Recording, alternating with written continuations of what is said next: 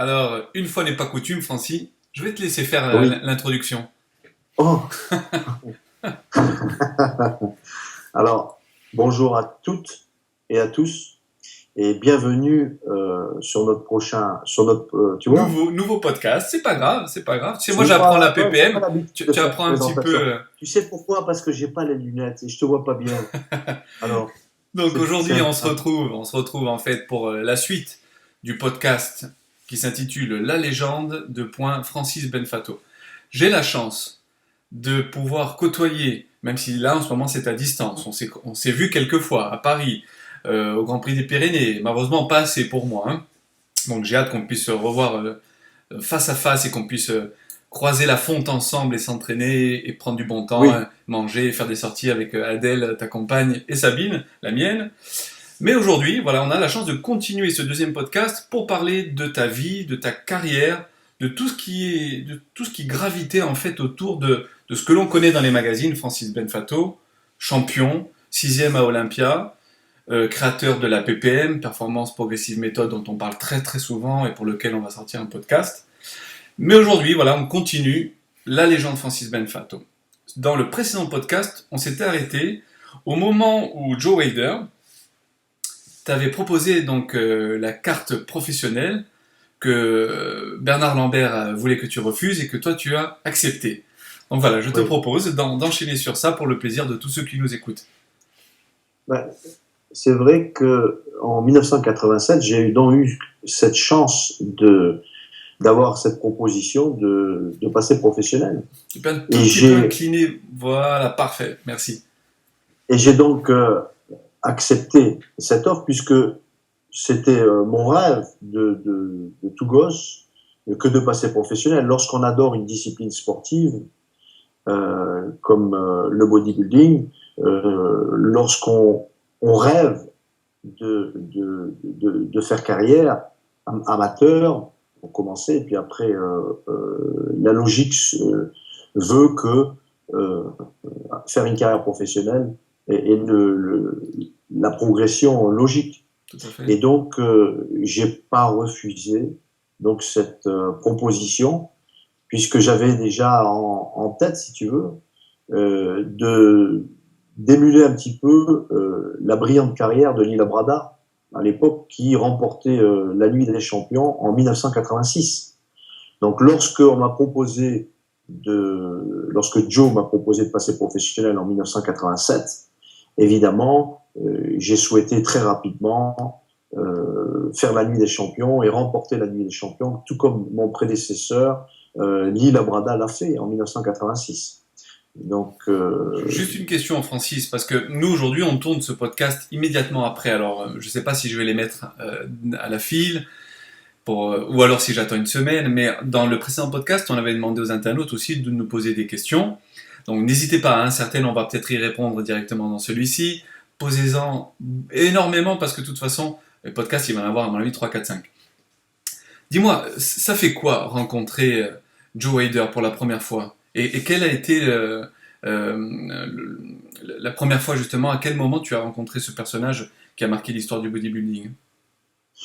ben, je l'ai vu pour la première fois rapidement en 1987 dans les coulisses donc, des championnats du Champion monde du à monde. Madrid, Mhm.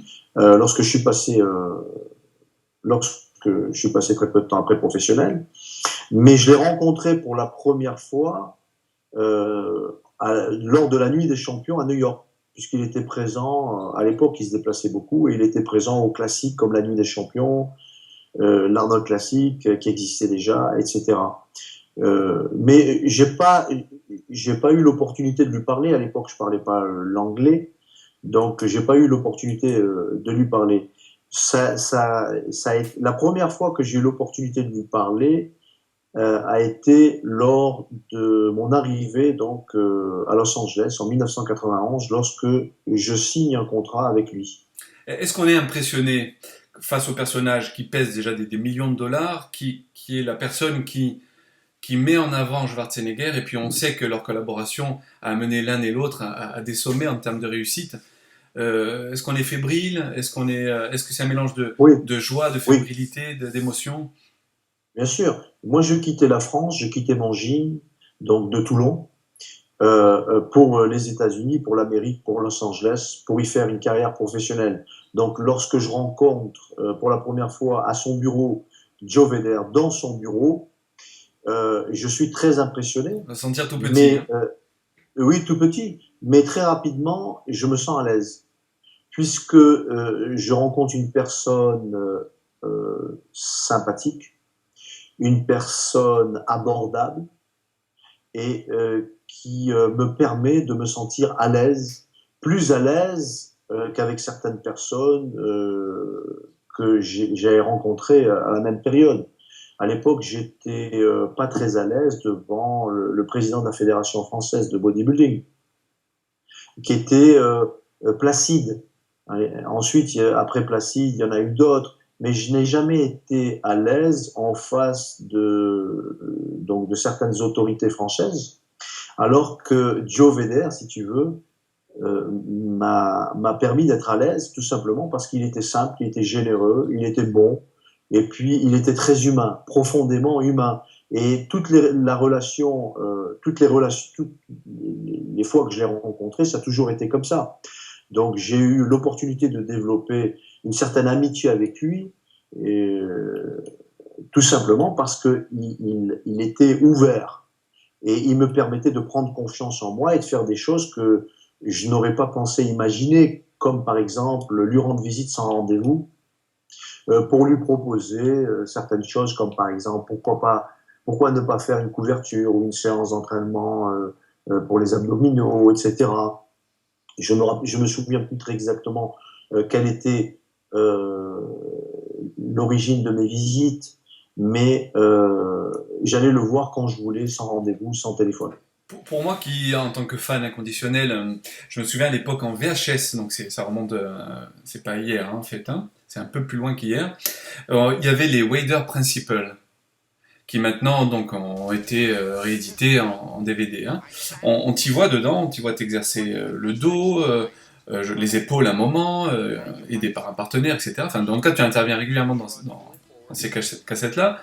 Comment ça s'est passé? Est-ce que c'est lui qui te l'a proposé? Est-ce que c'est toi qui a dit moi je peux apporter mon image à ce projet-là? Puisque je crois que c'était à peu près dans les mêmes années. Hein. Oui, c'est ça. On a tourné, je crois, le coffret donc vidéo VDR en 1991. Donc peu de temps après que je signe mon contrat avec VDR, avec lui. Et non, ça n'a pas été une proposition puisque je faisais partie du team VDR, donc c'est tous les athlètes du team VDR qui ont fait ce coffret de vidéo. D'accord. Alors, je ne sais pas si c'est en 91 ou 92. Tout premier team, hein, je crois que tu m'avais dit, c'est le premier team Wader qui avait été créé, c'est ça hein? Voilà, alors lorsque j'ai joint donc, le team VDR n'existait pas. Et donc, ça a été créé puisque à la même période ou un petit peu après, on parlait déjà d'une autre fédération qui allait venir avec des contrats alléchants pour les bodybuilders. Donc, je pense que Vedder s'est inquiété et c'est là qu'il a commencé à créer son premier team Vedder. D'accord. Bon, il a toujours eu des athlètes hein, de toute façon. Arnold était en contrat avec lui, Franco Colombo, Dave Draper, Frank Zane, etc. Larry Scott était en contrat avec lui, mais il n'y avait pas de team Vedder. Le team Vedder est arrivé, je pense, en 1991, lorsque Lee Labrada, Sean Ray, Lee Haney, Rich Kaspari et moi-même. Quel rapport avais-tu avec les autres membres du team à l'époque? Signions pour. J'avais peu de rapports puisque Lee Haney vivait à Atlanta, Lee Labrada, je crois, il vivait au Texas, je ne me rappelle plus où exactement, Rich Kaspari à New York ou dans le New Jersey, près de New York, qui y avait encore, donc je viens de citer. Donc, moi je vivais à Venice, je vivais donc à Los Angeles, près de Los Angeles, et Joe Vedder, les bureaux Vedder étaient à Woodland Hills, donc près de Los Angeles aussi. Donc, tu t'es installé à quel moment en Californie justement? Alors moi je me suis installé en 1991 grâce au contrat Vedder. Grâce au contrat Vedder. C'est là que j'ai déménagé de Toulon et que je suis parti sur Venise Et j'ai donc, voilà, j'ai donc commencé à vivre sur le sol américain et je m'entraînais donc à la Mecque, au Gold Gym de Venise. Voilà, tu enchaînes directement là où je voulais aller. Voilà. Certains des internautes et fans du magazine, ils sont déjà allés. Alors, certains m'en ont parlé. Moi, j'ai pas eu cette chance-là encore. J'espère y remédier rapidement. La première fois, voilà, là aussi que l'on foule le sol, qu'on voit d'abord cette grande enseigne, même si on sait que le Gold Gym initial était juste quelques rues derrière, je crois, hein, le tout Oui, premier. mais il était fermé. Il était fermé, hein, bien Lorsque, évidemment. oui, oui. Le Gold Gym actuel que tu vas visiter, c'est le Gold Gym où je me suis entraîné enfin pas toute ma carrière, mais une bonne Une partie de ma bonne partie de carrière ta professionnelle. carrière. Quand tu es rentré la première fois là-bas, tu étais accompagné de ta compagne, d'amis. Comment ça se passe? Remémore-toi un petit peu tout ceci et traduis-le nous dans ce podcast. Ah ben, c'était en 1988, après la Nuit des Champions. Bernard Lambert nous a dit est-ce que ça vous intéresse à mon ex-épouse de l'époque et à moi-même d'aller à Los Angeles, de visiter Los Angeles et puis de t'entraîner, toi, Francis, au Gold Gym, etc. Ça serait bien. Alors bon, ben, j'ai dit oui, ben, évidemment que ça m'intéresse. Bon, mon ex-épouse, elle n'était pas trop d'accord pour y aller, puisque à l'époque, j'avais Jennifer qui avait 3 ans, ma fille est née, qui a aujourd'hui plus de 30 ans. Donc, elle voulait pas rester trop longtemps sans la voir. Bon, elle était petite, etc. Mais moi, bon, malgré le fait que j'adorais ma fille et que j'adore toujours ma fille, évidemment, je me suis dit, bon, une semaine de plus à Los Angeles, j'aimerais bien quand même m'entraîner au Gold Gym, etc.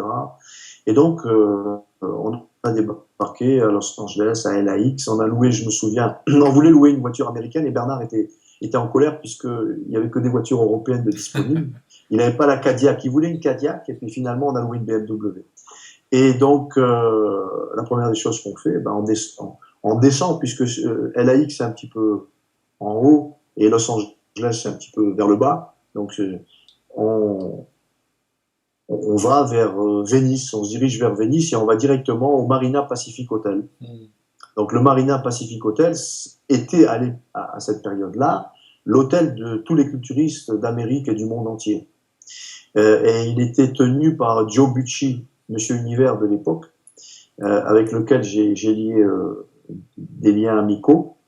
Et puis Rhoda, qui était donc la patronne de l'hôtel Marina Pacific Hotel, donc juste sur la promenade et en face de l'océan Pacifique. Hein. Et donc, très peu de temps après, ben, nous sommes allés visiter le Gold Gym, la Mecque, et j'ai été faire une séance d'entraînement. Et là, tu Et te c'est là que dis, j'ai rencontré... tu te ben dis quoi? là, Tu dis ça y est, moi aussi j'y suis, ça y est. oui, ça y est, j'y suis. Lorsque je suis arrivé, bon, j'étais professionnel, j'ai fait la Nuit des Champions, je crois que je me classais 8e, si mes souvenirs sont bons, 8e ou 9e. Et donc, on arrive à Los Angeles, on débarque à l'hôtel, après on va au Gold Gym. Et lorsque tu arrives au Gold Gym, eh ben, il y a des photographies, je sais plus si elles existent aujourd'hui, il y a un moment que j'ai pas mis les pieds donc, au Gold Gym. Et il y a des photos noires et blancs d'Arnold, évidemment. Elles y sont toujours. Elles y sont toujours, je Oui. crois. Dans la Et des salle Monsieur principale, Olympia, il y a toujours toute la série de Score. photos, c'est ça. Voilà. Donc les champions, et puis depuis, il y a eu d'autres champions Ils ont rajouté, oui. qui se sont rajoutés donc au Monsieur Olympia. Dorian Yates, évidemment, Ronnie Coleman, etc. Est-ce qu'on t'a reconnu, puisque tu étais professionnel, tu avais participé à la Nuit des Champions, est-ce que quand on rentre à cette époque-là, donc on remet dans le contexte, hein, on est début années 90, tu as des Olympiens éventuellement là, quand tu es rentré ou pas, ou juste des locaux balèzes, est-ce que les gens te reconnaissent, bien évidemment, hein, puisque c'est la culture là-bas. Comment ça se passe? Les autographes, les photos? Ben, là, à cette période-là, on est en 1988, souviens-toi Ah bien. oui, la première, Donc, oui. D'accord. c'est ma première compétition professionnelle. Mais j'avais eu déjà, grâce à Armand Tami, qui était champion, lui, puis qui possédait un gym aussi à Los Angeles, et qui était journaliste pour Joe Vedder. Il écrivait des articles magnifiques, superbes. J'avais eu l'opportunité de passer sur le Muscle et Fitness, et on m'avait fait un bel article avec des belles photos des championnats du monde, donc de Madrid en 1987. Donc certains me reconnaissaient, certains, mais très peu. Je me souviens qu'il y avait Bill Dobbins qui s'entraînait donc au Gold Gym à l'époque et qui vivait pas loin, je suppose, du Gold Gym. Et donc j'ai eu l'opportunité de faire une série de photos avec lui pour les bras. Et j'ai commencé à me faire un petit peu remarquer lors de cette occasion. Mais ce n'est qu'en 1991, lorsque je viens m'installer définitivement donc aux États-Unis et à Venise, que je faisais partie des murs. D'ailleurs, pas le créateur, mais le développeur de la franchise Gold Gym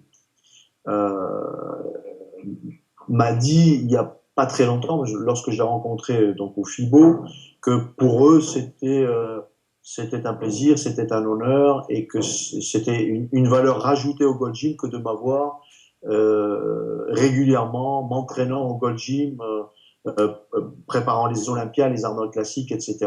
pendant quelques années. C'est dommage par contre, Francis, excuse-moi, qu'il n'y ait que quelques rushs je sais pas si certains en ont, s'ils en ont, ben mettez-les, où on te voit t'entraîner les biceps. Une autre où on te voit vanter les mérites Wader en parlant en anglais avec ton accent français qu'on apprécie. Il y a peu de vidéos de cette époque-là, c'est dommage, hein? Ben, c'est dommage parce qu'on n'y pense pas. Ouais. Et puis à l'époque, Est-ce que tu en as, toi, que tu pourrais un jour remettre tu n'as pas ou tes amis des rushs vidéo qu'on pourrait retrouver peut-être difficile, hein? C'est difficile puisque encore une fois à l'époque on vit le moment présent. Il y avait que des vidéos VHS ou des photographies et la façon de se mettre en avant et de se faire connaître, de se faire un nom et une image, c'était de passer sur des revues comme Muscle et Fitness, Flex Magazine, qui était quand même tiré à quelques millions d'exemplaires. Oui. Muscle et Fitness se tirait à l'époque à 6-7 millions d'exemplaires dans le monde entier.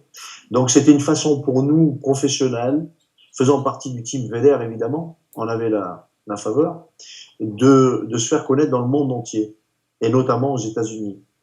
On ne pensait pas, si tu veux, aux vidéos, ou bien, voilà, c'était une autre époque, il n'y avait pas tous ces téléphones portables et cette facilité, non, ces médias. Aujourd'hui, je ne saurais plus quoi faire. C'est vrai, de toutes ces vidéos, tous ces rushs.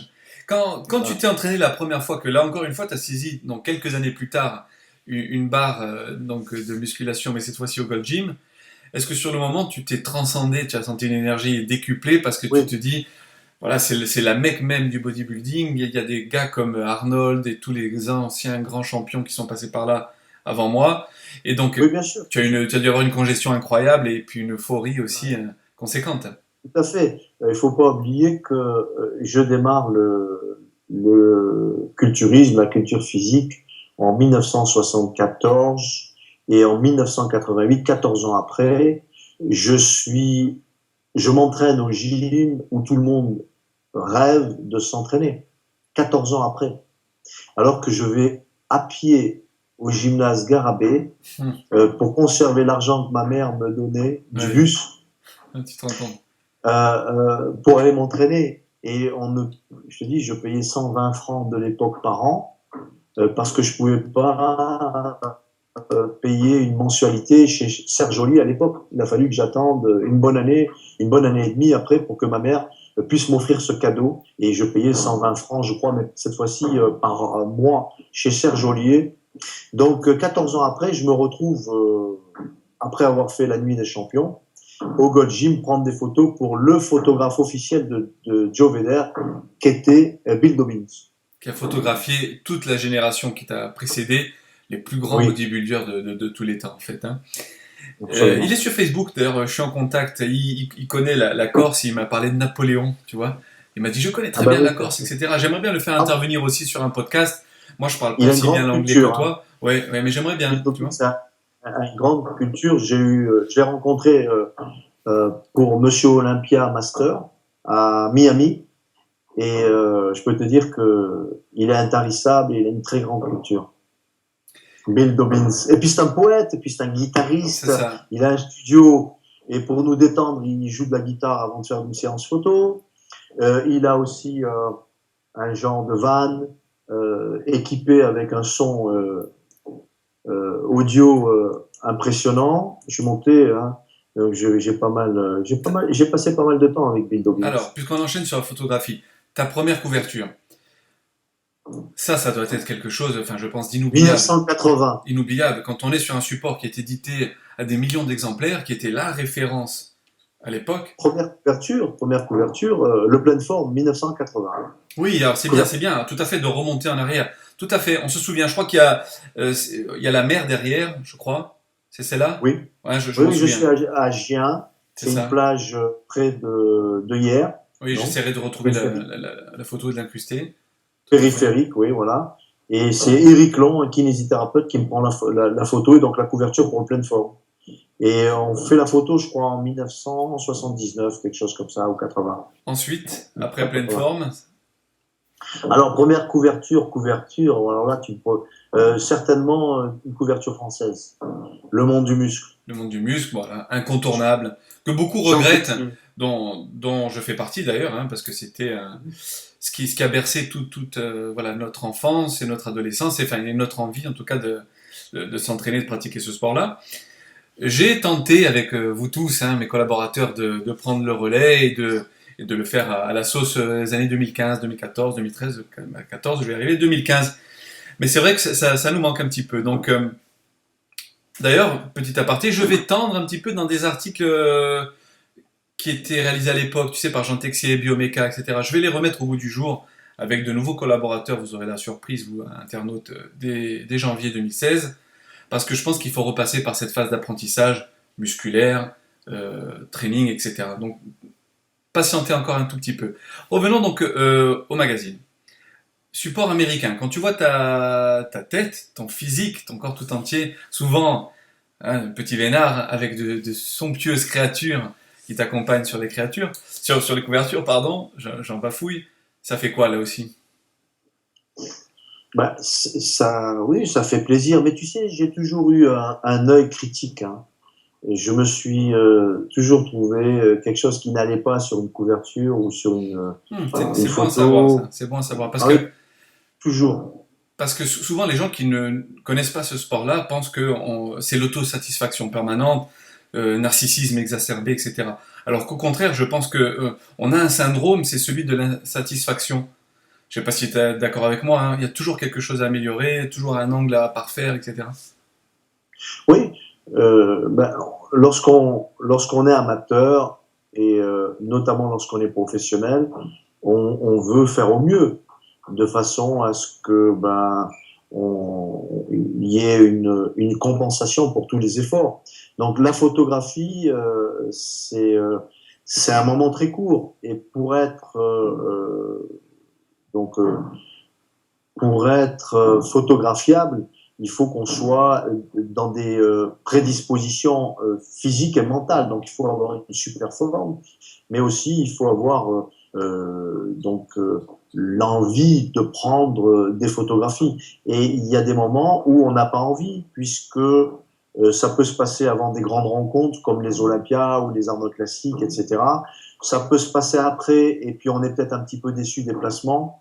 Donc, on n'est pas toujours prédisposé, mais c'est un métier. Il faut savoir que lorsqu'on est professionnel, c'est un métier. Donc, il faut, on est exigeant avec soi parce que notre sponsor est exigeant avec nous-mêmes C'est aussi. exactement ça. Faisant partie du team Wader, il t'appelait, tu devais te rendre disponible.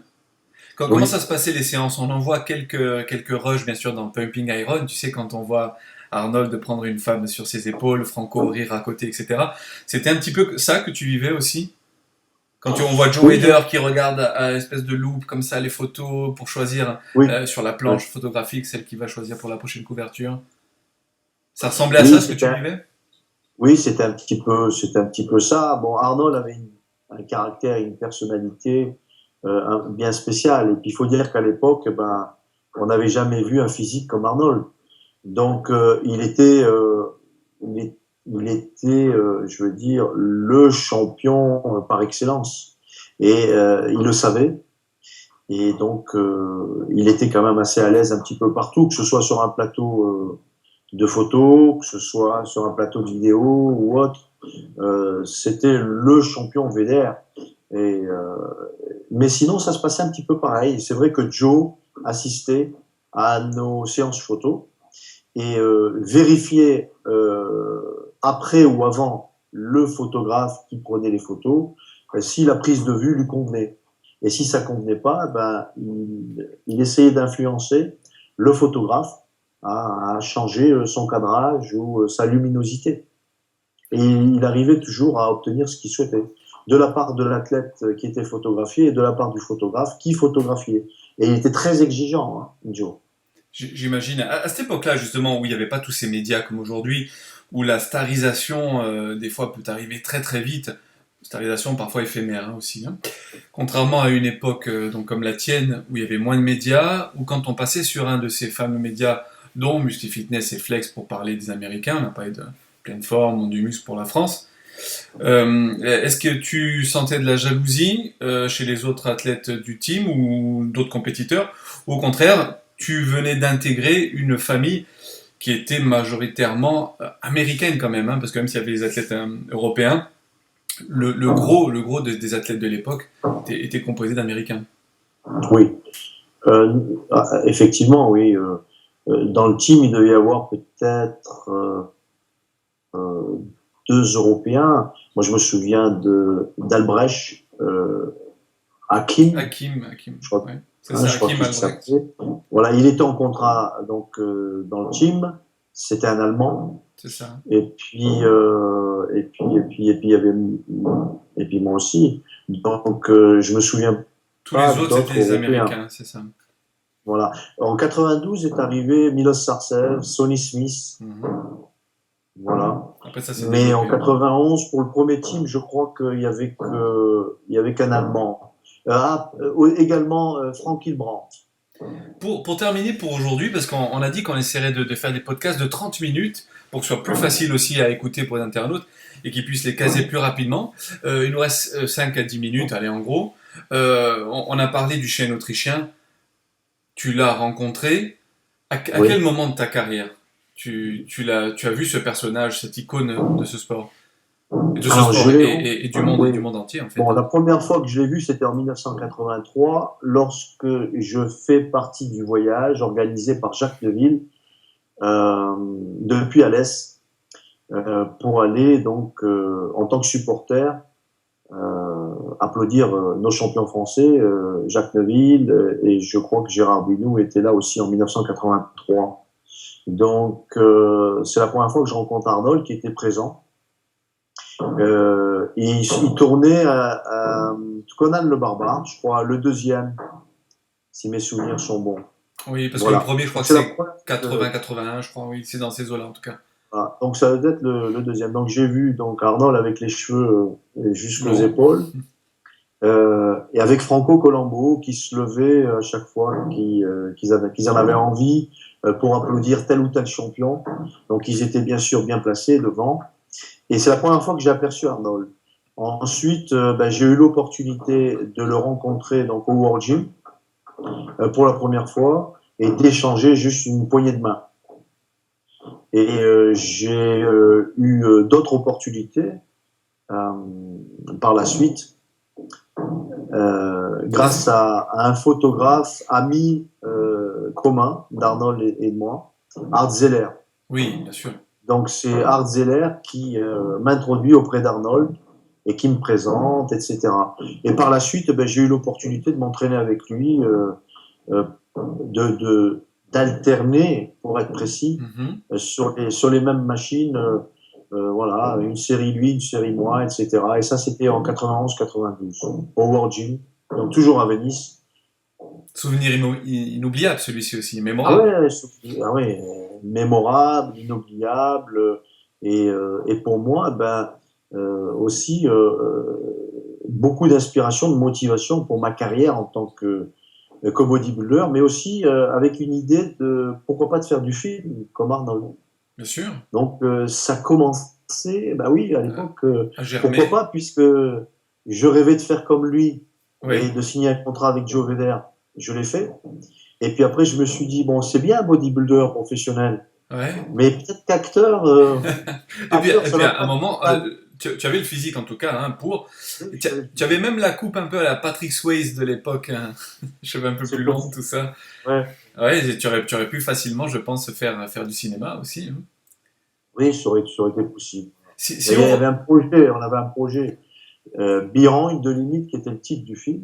Ouais, Et j'avais un projet, on n'a pas réussi enfin, pas moi, mais le producteur du film n'a pas réussi à obtenir boucler le le budget, financement du voilà. film. Mhm. Voilà. Mais c'était un film aussi basé sur le culturisme.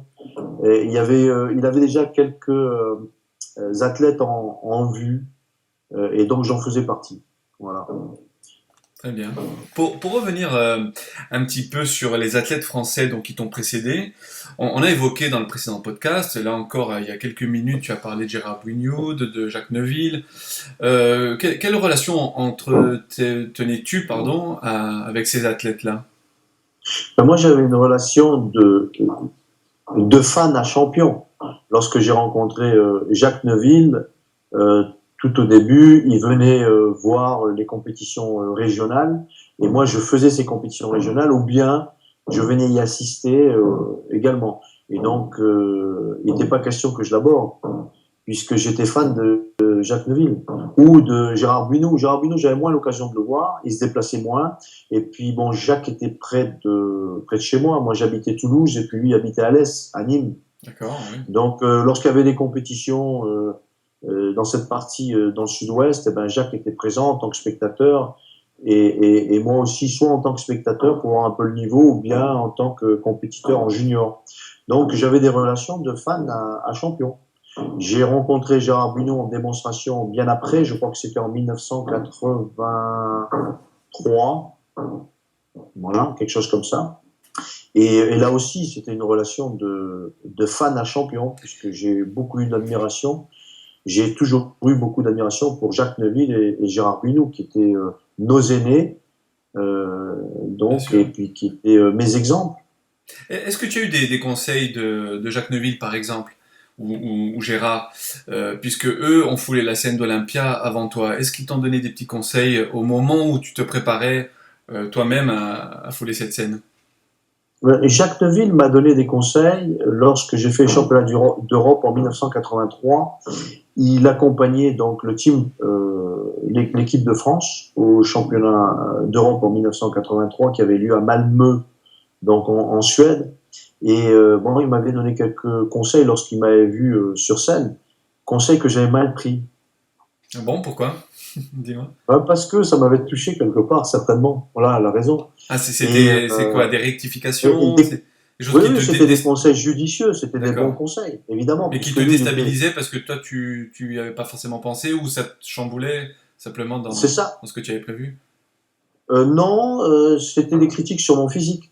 Ah, Donc d'accord. c'était en 1983, Jacques était champion du monde en 1981, et puis je crois qu'il m'avait dit, tu as un retard entre le buste et le bas du corps, il te manque un petit peu de cuisse, et puis moi je l'avais mal pris. Ah oui, J'ai dit oui. oui, j'ai le temps de développer mes cuisses, d'un air de dire, je suis tout jeune, toi c'est pas ton cas, et puis il avait raison, Bien sûr, en c'est fait, vrai. il avait raison.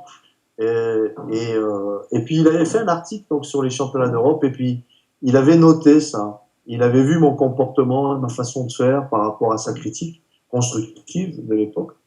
Et il avait donc mis Francis Benfato 9e, manque un petit peu de cuisse, chose que j'avais dit, quelque chose comme ça.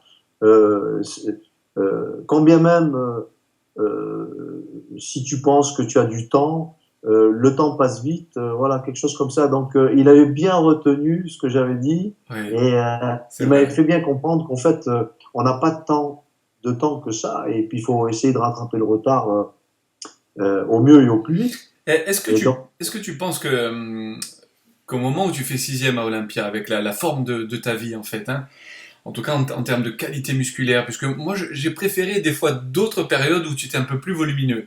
Mais bon, c'était quand même phénoménal, je pense, ta meilleure condition. Et si tu avais eu un tout petit peu plus de cuisses, est-ce que tu penses que tu aurais pu gratter quelques places et être dans le top 3?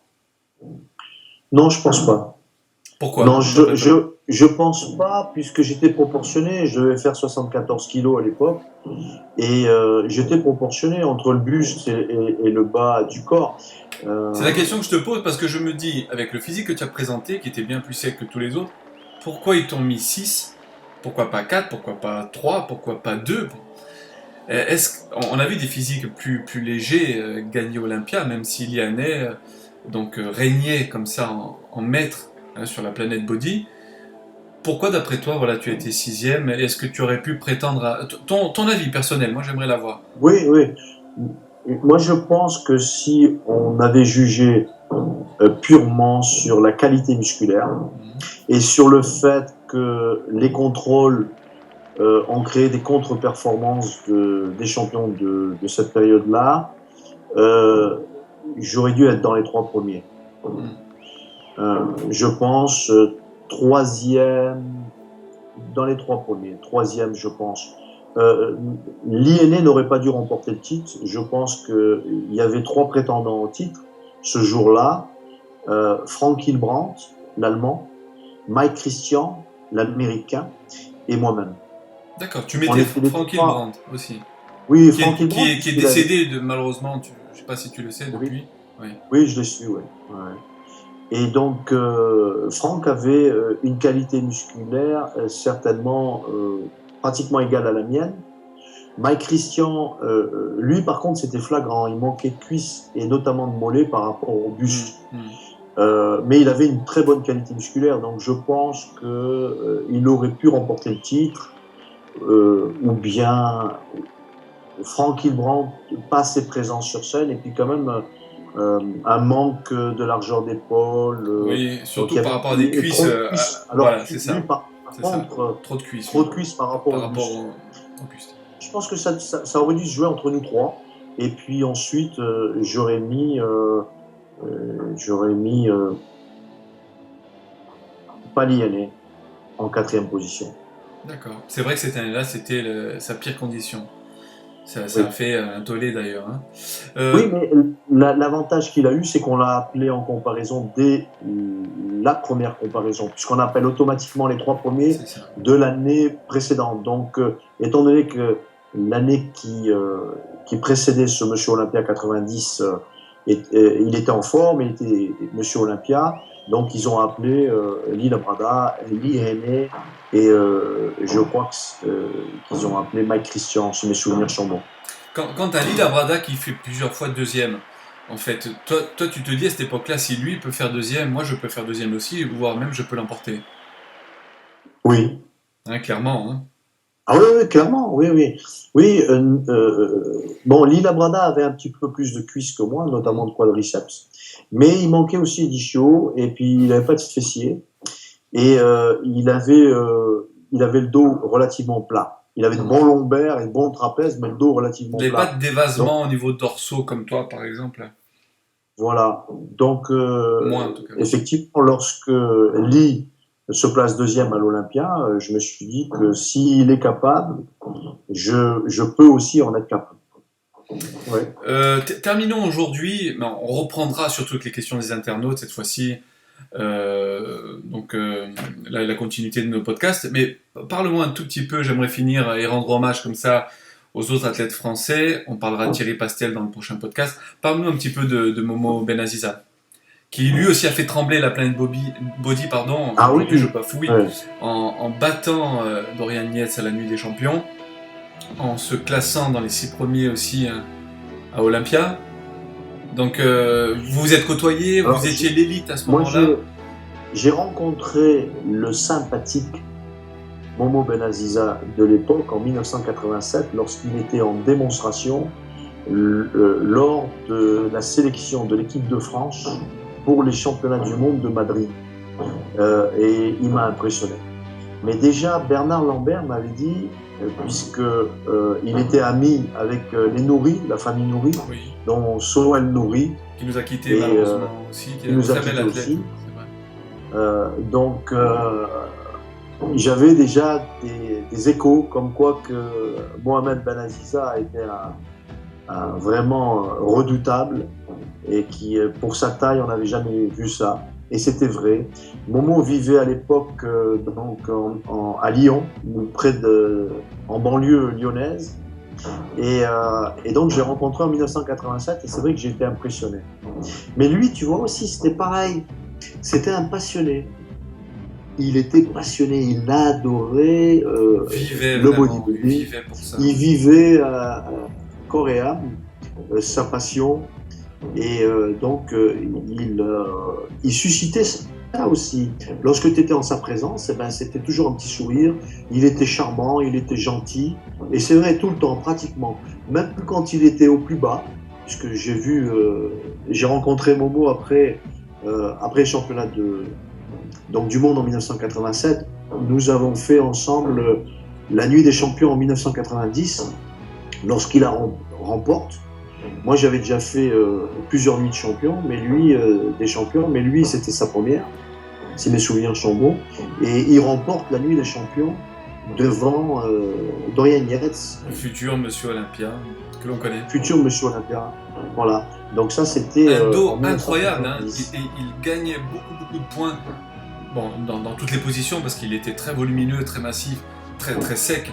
Mais un dos particulièrement impressionnant, et je me souviens des commentaires de l'époque à Rimini, quand ils l'ont surnommé, je crois que c'était à ce moment-là le Giant Killer, quand il y avait comparaison de dos avec Lianet, eh ben, parfois Lianet passait deuxième dans les comparaisons de dos. Oui, c'était le point fort de densité, c'est ça. Plus de densité, plus de définition, plus de séparation dans le dos. Je pense que sa meilleure forme, Momo a atteint sa meilleure forme en 1989. Il avait un compromis, il avait quand même du volume, de la densité, de la définition, et puis il avait de l'énergie sur scène. En 1990, certes, il était en grande forme, mais il manquait d'énergie par rapport à 89, puisqu'il a voulu être encore plus sec en 1990, et ce qui l'a permis de remporter donc la nuit des champions. Il y a une petite vidéo qui circule, il y a un passionné qui a créé une page qui s'appelle Le Monde du Muscle, en référence au magazine. Il scanne beaucoup de documents, un peu comme le fait Michel Aguilera, un de nos collaborateurs. Et il a passé récemment un extrait de vidéo qu'on avait déjà vu sur Internet, mais il a remis au bout du jour, c'était un reportage qui était passé sur Momo Benaziza, où on le voit dans son quotidien, dans son immeuble, au travail, etc. Et là, on l'entend parler, on voit la gentillesse à l'état pur, en fait, qui émane de ce personnage. Simplicité, hein. C'est vrai. Et pour lui, le but il le dit à un moment, il est en voiture, de ne pas être catalogué comme un banlieusard, un beurre, mais quelqu'un que l'on respecte parce qu'il est reconnu à l'étranger, et maintenant il est reconnu dans la rue aussi. Voilà, c'était émouvant, je pense, et je pense qu'on se devait, toi et moi, là aussi, d'en parler un petit peu, à travers ton histoire, à travers ta légende, de parler des gens que tu as connus, et qui ont marqué eux aussi à leur tour l'histoire du bodybuilding.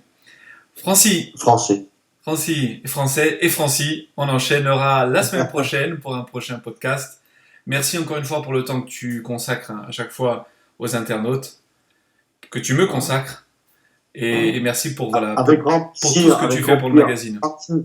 Parler de ma passion, de notre passion qu'est le bodybuilding, c'est vrai qu'il y a des moments difficiles, des moments pénibles pour moi lorsque j'évoque ma carrière, tu dois t'en douter, puisque il faut se replonger, t'as vu, je me suis replongé quelques années en arrière. Ouais. Donc il y a des moments un petit peu difficiles, il y a des moments émouvants, mais je joue le jeu, hein, ouais. Et puis j'évite rien. Je dis tout simplement ce que j'ai vécu. Et je t'en remercie. Je raconte ce que j'ai vécu. On te remercie tous. Donc encore une fois, nous on a enchaîné les 2 vidéos d'affilée, le podcast 1, podcast 2. Mais entre-temps, je vais récupérer toutes vos questions, chers internautes, chers amis, pour certains. Donc n'hésitez pas. Moi, je les récupère et je poserai toutes vos questions à Francis Benfato pour le 3e podcast de la légende, Francis Benfato. Merci Francis encore une fois. Je te souhaite une très bonne journée. Très bonne journée à Adèle, ta compagne. Et je te dis à très bientôt. Pareillement. Excellente journée, Eric. Prends soin de toi. Ciao.